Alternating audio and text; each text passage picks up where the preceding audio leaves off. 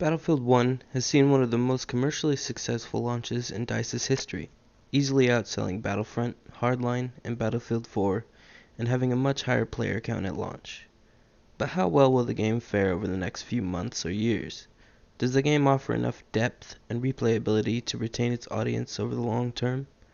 And what type of player will continue playing into the second or third years of the game's life cycle? Can Battlefield 1 accommodate a competitive scene? Today I'll be talking about skill gap compression and Battlefield 1. First of all, I would like to thank Rella for allowing me to quote his document on how to create a more competition-friendly Battlefield. I will leave a link in the description down below. Before I dive into that, I want to talk about what creates a skill gap and how a developer can compress the skill gap in their game and why they would want to do so. Early video games had certain restrictions on how complex and memory-intensive the game could be. Therefore, in order to give the game replayability and depth, the game had to be difficult to complete. Players could spend hours just trying to complete a single level. Other players would never be able to complete the game and would lose interest. Video games were not as prevalent as they are today. It was more of a niche market, and hardcore gamers would become highly skilled and be able to absolutely dominate less skilled players. Being outplayed repeatedly can be extremely frustrating to the new player and would evoke one of a few reactions.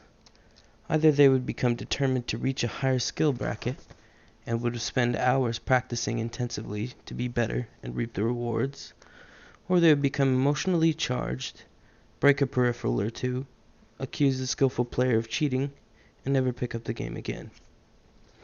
The difference between a brand new player's performance and a seasoned skilled veteran's performance is called a skill gap.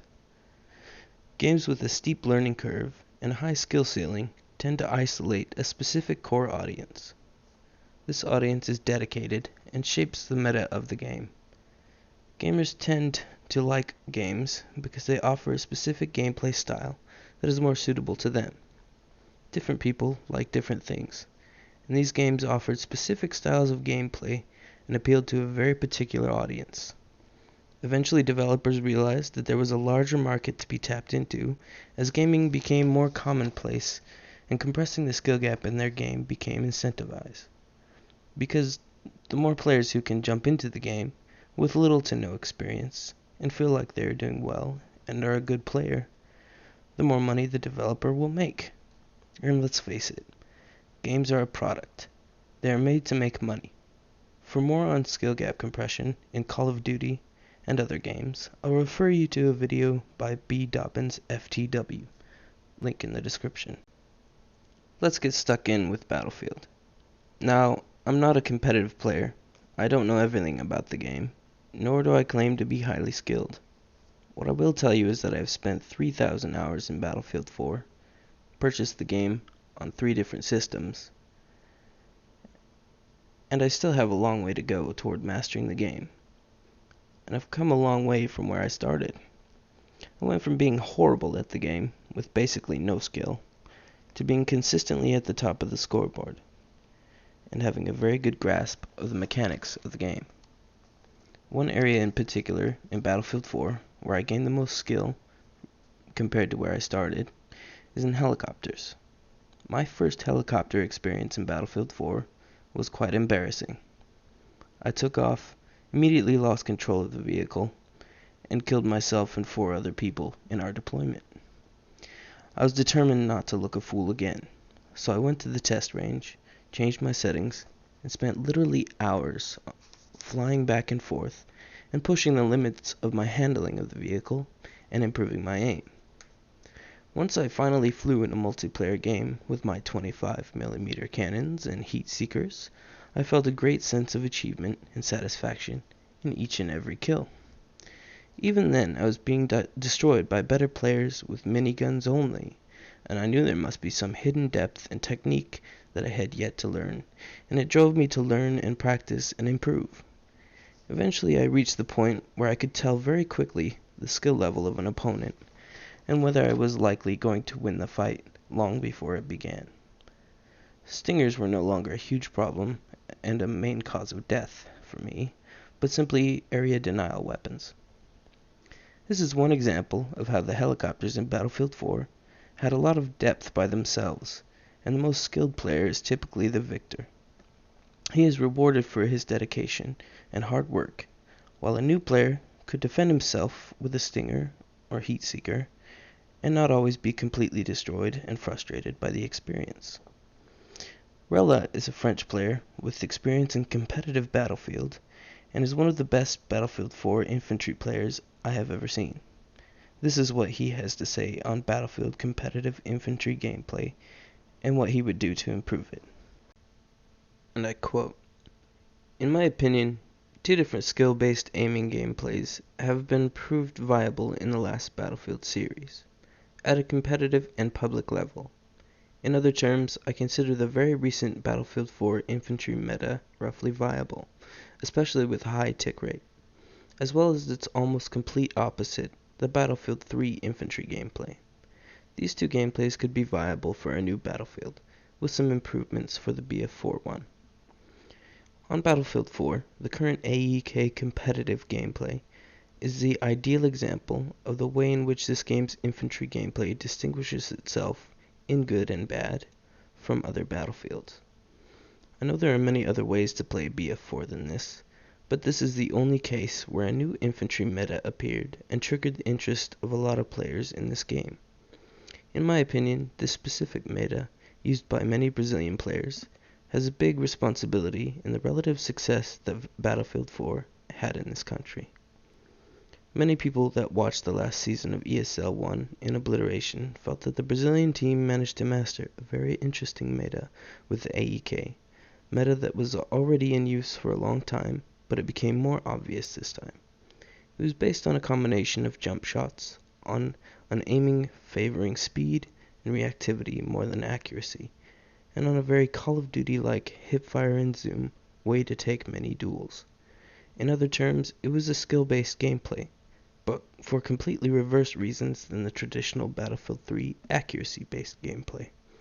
The fastest way to explain the difference between BF4 AEK competitive meta and the Battlefield 3 competitive meta is, on BF4, speed is greater than accuracy. On BF3, accuracy is greater than speed. Battlefield 4 AEK aiming is focused on shooting as fast as possible in the general direction of the enemy, opposed to the BF3 aiming, where the adjustment was slower to be exactly on the target when the first bullets were fired. In other terms, the AEK meta allows you to simply shake your aim in the general direction of the enemy and kill him, but sets the skill gap elsewhere. The skill gap between players will exist through their ability to master the fast-paced moves and through their reaction speed during fights. As a general principle, it has to be rewarding to kill people for the infantry gameplay to be enjoyable, in public or competitive. The first thing most of the BF3 players I know said about BF4 was how they lost the feeling of pleasure you have when you make a nice clean kill. As weird as it sounds, putting bullets into a body was pleasurable in BF3 because it was not an easy task, and because it didn't feel random thanks to the clear spread control patterns. The feeling of pleasure you have when you make a frag is linked, among other things, to the difficulty to realize it, especially if that difficulty is felt like something you can control, something not random. Having a hard time killing people in low tick rate because you can't hit doesn't work. So a new Battlefield has to keep this rewarding feeling of a nice kill, either with hard to control weapons or with fast-paced movements, and possibly, but not necessarily, jumps that allow gratifying feats of skill." End quote. Keep in mind that everything he said here was written in January of 2016, so he could not have known exactly what was to come with Battlefield 1, or even that the game was Battlefield 1. After playing the beta, these are a few of his remarks on the infantry gameplay. He said, "The close and middle range infantry, automatic and semi-automatic gameplay doesn't seem to have a sufficient skill gap, or when it has one, it's at a range where a fight will usually not be picked. The close range gameplay will, I think, be learned extremely fast by experienced players, and when it will be done, I don't see anything able to really differentiate them at this range, which would not be a terrible problem if the middle range was, like BF4, and especially BF3, where top aimers shine. That's the range where the mastery of recoil, spray timing, and sharp or tracking aim gave them a huge edge. However, as far as the beta can be a good outline of the final game, none of the three non-sniper classes, for different reasons, has yet a weapon allowing them either an important skill gap or an effective skill gap. And I insist on effective because a weapon can be incredibly hard to master at a certain range, but that mastery be simultaneously almost useless, because even with that mastery, you will still get countered by a less mechanically intense weapon at these ranges. Currently, Battlefield 1 does have some weapons that are accurate at these ranges. The LMGs received a decent patch, which made them much more effective at medium to long range. And currently, you can be one-shot killed anywhere up to 150 meters, whether it be the Model 10A Hunter up to about 30 meters, up to the longest range sniper rifle, which can one-shot kill to the chest at over 100 meters. I'm not a huge fan of these changes to the sniper rifles, giving them sweet spots. I feel like if you hit someone in the head at range, you deserve to get a one-shot kill. Other than that, it's just frustrating for the person on the receiving end. Other similar additions, like behemoths, or sentries, or flame kits, are another way for DICE to add a vehicle or pickup that will allow a player to get relatively easy kills with very little effort or mastery involved.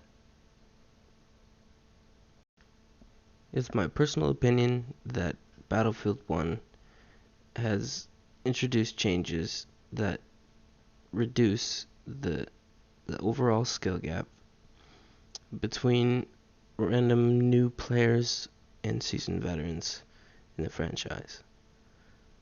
And it's a real shame, because I just can't see myself spending hours and hours attempting to learn the game better, because I don't feel like I can get that much better. I feel like I've already reached pretty close to what my potential will be in the game. I would love to hear what you think about the matter. Please leave a comment, and have a great day.